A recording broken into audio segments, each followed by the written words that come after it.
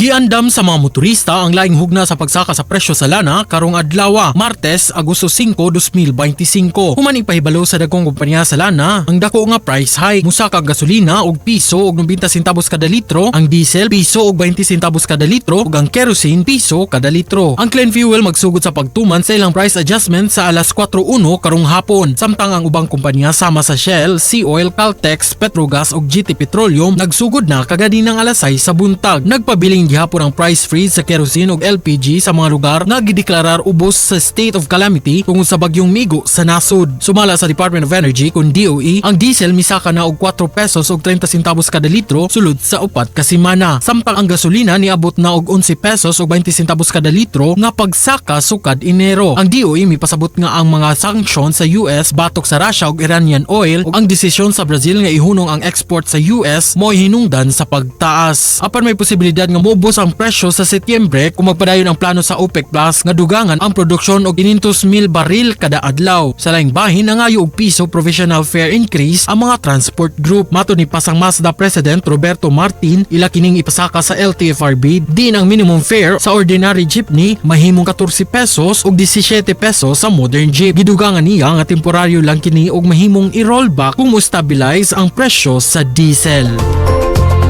Kini sa Idol Kenny sa 93.9 IFM, di kapungan sa paghatod sa mga nagunang balita. Tatak IFM Balita.